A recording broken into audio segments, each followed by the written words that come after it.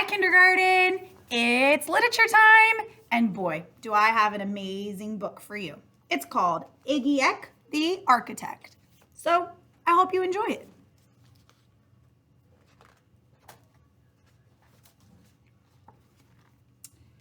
Young Iggy Peck is an architect and has been so since he was 2, when he built a great tower in only an hour with nothing but diapers and glue. Whoa. Good gracious, Ignatius, his mother exclaimed. That's the coolest thing I've ever seen. But her smile faded fast as light wind blew past, and she realized those diapers weren't clean. Ew. Ignatius, my son, what on earth have you done? That's disgusting and nasty, and it stinks. But Iggy was gone. He was out on the lawn, using dirty clods to build a great sphinx. Oh my goodness. When Iggy was 3, his parents could see his unusual passion would stay. He built churches and chapels from peaches and apples and temples from modeling clay. Goodness gracious, he just keeps building and building.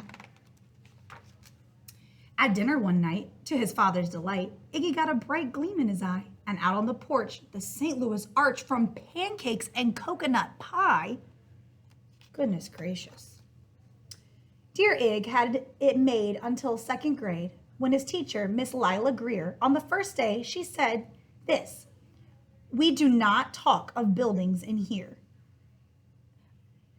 I could care less about buildings, ancient or new, she said in her lecture about architecture, that it had no place in grade 2. He's telling him in grade 2 he can't build. Huh?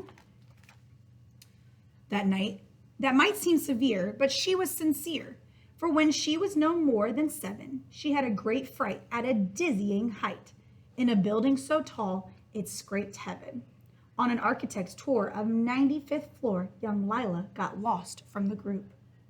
Oh no! She was found 2 days later in a stuck elevator, eating cheese with a French circus troupe. Look at that. This book is so silly. After that day, it's quite safe to say she thought all building lovers were nuts. As a teacher, she taught that above all, one ought to avoid them. No ifs, ands, or buts.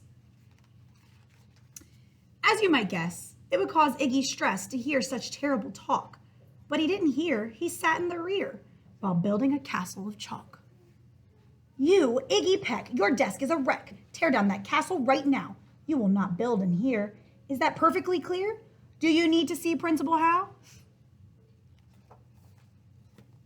No, ma'am, Iggy said. He lowered his head, and his heart sank down to the floor. With no chance to build, his interest was killed. Now 2nd grade was a bore.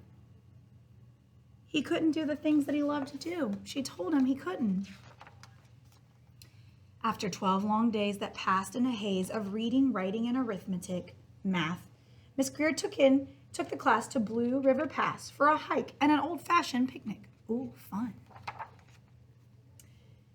They crossed an old trestle to a small island nestled in the heart of a burbling stream. But they no sooner passed a football and collapsed, and Miss Lila Greer started to scream. We're trapped here. Oh, my last kids, goodbye. Her old eyeballs rolled back in her head. She dropped to the ground with a vague groaning sound. Luckily, she fainted and didn't get hurt. The class was amazed. They stood there quite dazed, uncertain of what they should do. But one bright young man was hatching a plan which started with Miss Lila's shoe. I think I know who. Soon each lad and lass there at Blue River Pass was working together. Iggy's telling them what to do. I think his love of building is going to be coming in handy. And when she came to Miss Lila Greer, knew that something quite brave had to be done. She looked in the air and saw hanging there a structure with cables and braces, and on the far side, beaming with pride, were 17 smiling young faces. They built a bridge. Boots, trees, roots, and strings, fruit roll-ups and things, some of which we shouldn't mention, were stretched ridge to ridge in a glorious bridge dangling in shoestring suspension. It became clear to Miss Greer, as she crossed the bridge over the stream, these are worse things to do when you're in grade 2 than to spend your time building a dream.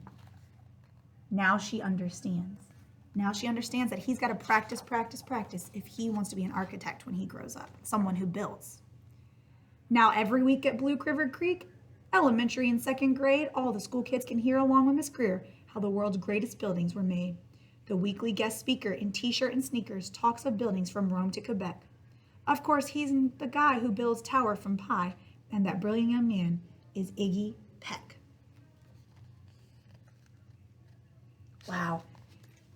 Iggy taught us that you can be whatever you want to be. Just keep practicing, working hard, and hey, they might need you to do it sooner than you think.